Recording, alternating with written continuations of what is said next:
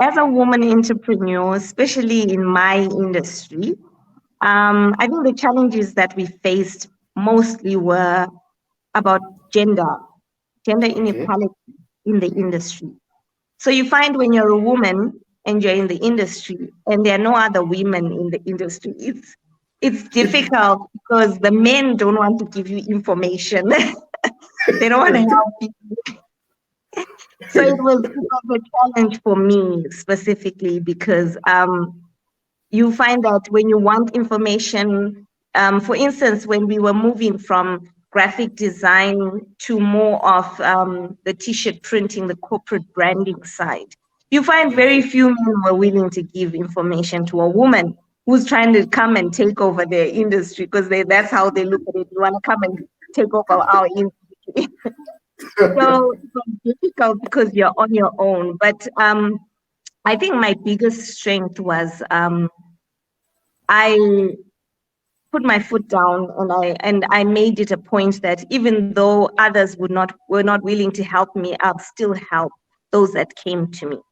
And when I would do that, I'd actually build relationships with certain people in the industry. Those people were actually the people that helped me the most in this business. Um, I also actually realized, even in terms of the marketplace itself, the market would not respond positively to a woman offering graphic design, printing, and branding services. It was unheard of to say, you're offering us what, sir? Sorry.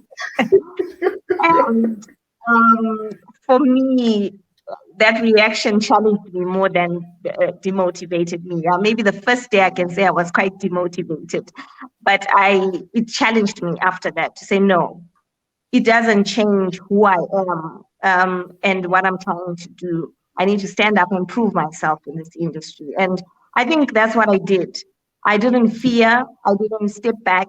I didn't. I took it as a challenge, and I went head on. And I really wanted to see who's going to stop me. Challenges that I faced. One is, I mean, it's not peculiar to women. It's for as a non-technical founder, I had to quickly upskill in some technical areas, at least to be able to deliver the milestones that I want at different times. Okay. So that's Okay. one.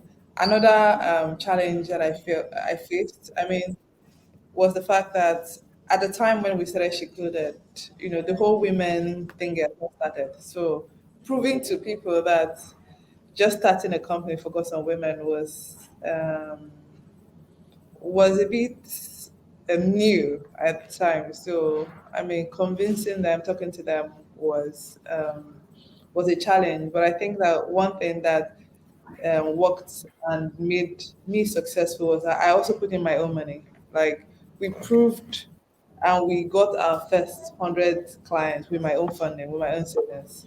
So I think after a Okay. while, it was just easy for people to see our traction and all. As with any other entrepreneur in Nigeria, talents, unclear government policies, and funding. I tried to check whether there were good existing websites that could accommodate his memorial. I realized most of them were actually based so much on a Western orientation. I just put together a small website template, a WordPress template for him as a memorial website. And in the process, actually, I managed to get something that would put together his history, because he had ailed for long before he died, and he took time to actually pen down his biography in an exercise. Wow. So that was a good start. I mean, it was everything, including how many cows he had made for dowry for my mother, and all sorts of things and this kind of stuff.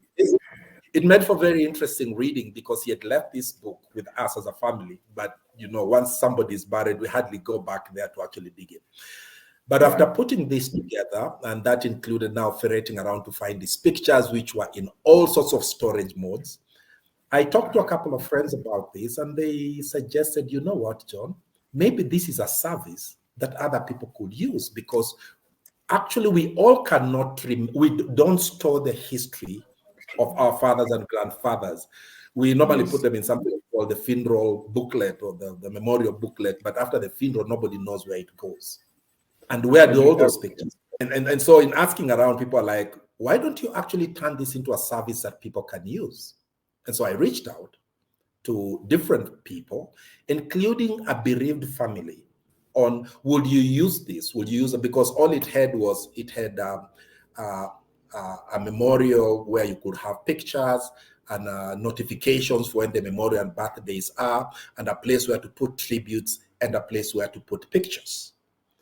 But the first reaction I got when I dealt with the family was, it's important, but it's not the most important thing today. Because they were freshly bereaved. And they were like, I don't think for us storing memories would be the biggest thing we want to do now. What we are trying to do is to raise money to bury a person, coordinate people, make funeral arrangements. And basically, they were more immediate about what they needed. And my thinking was, that was the first reality check on whatever idea I had. And I found that very entertaining because that is a market check. And so what they were saying, we are used to death notices and we're used to funeral announcements. Is this a funeral announcement? And so went back into memorials looked like a good idea, but they were suggesting we needed to announce a death, and the announcements that were existing in the market were very expensive. And so it led me into another phase of what actually were the issues around the market. You realize obituaries were so expensive, less than 10% of people were using them in newspapers and on radio. Yet one of the most important aspects of any culture in Africa is announce. The first step is to announce a death. And so we said, actually do it. But the other thing you realize, why were obituaries more expensive? Newspapers had shrunk in readership, radio stations were much more fragmented, it made it much more expensive. So people were resorting to either putting death announcements on Facebook, which were not suited for it, or putting it on WhatsApp, creating WhatsApp groups. Then something else that was coming up, people are complaining about not just the cost, but the ownership of the death notice. Most newspapers own the notice. You pay them, they float the notice for you. You want to amend it, you pay again. And so you actually don't control it. Again. Then something else that comes is that death notices in the newspapers and on radio are not stored in a retrievable manner. Basically, you'll find lots of radio stations read out the funeral announcements live.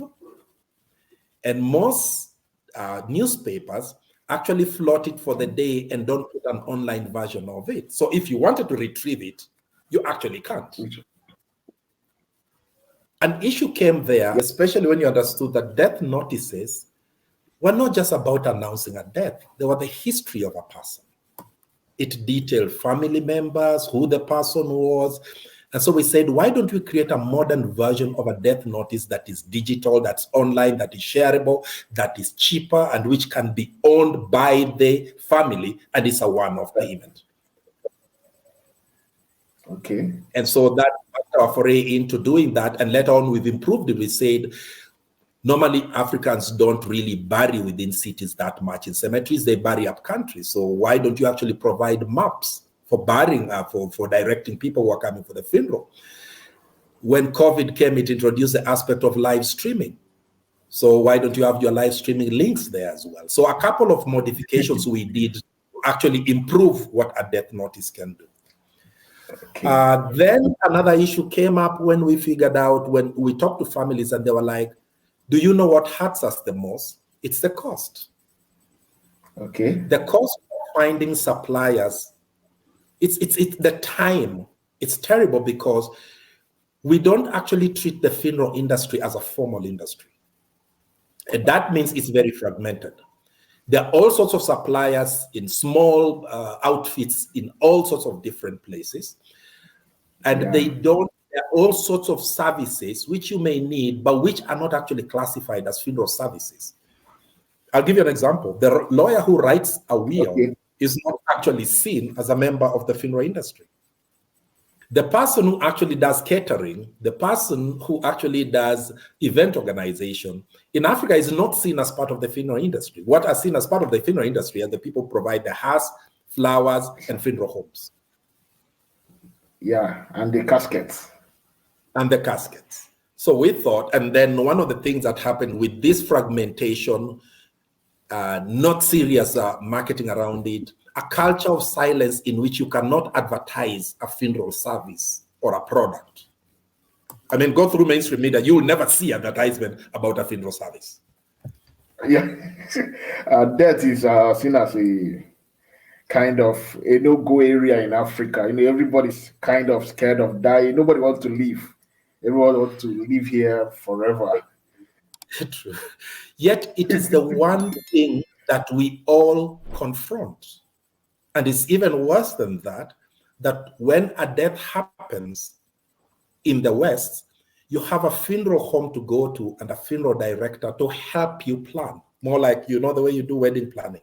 Yes. In Africa, it is friends and family planning without any prior experience around it. What that exposes them to, there's a lot of time wasted because they have to physically go to see the supplies and the products. Like funeral coffins and caskets are made on this street. You have to physically go there. And that gave us the idea about how about beyond creating this funeral platform where you can do advertise, where you can have death notices, have memorials, why can't you also have a directory of funeral service providers? We call it the Red Book. So we ended up creating 3 products: death notices, memorials, and what we are calling the Red Book. Basically, the yellow pages of the death industry, but then very extensive because it includes lawyers, people who work directly in the industry, event organizers. We even found people who make funeral outfits, mobile toilets, people who stream, event directors, counseling. Grief counseling is part of that industry. So we thought, why don't we just have this one-stop place where people can go? Because while Africa is fast adopting technology and it's helping us how we buy, how we shop, how we find items, the death industry is untouched by technology. And as such, it makes organizing a funeral a traumatic experience. 1, you don't have the experience. 2, you don't have the time because burials have to happen within a specific period, and COVID brought this home. And within that period, you've got to make very many decisions without any guide or helpline. So that's what actually created Safiri Salama for us. Safiri Salama basically in Swahili means go well or travel well.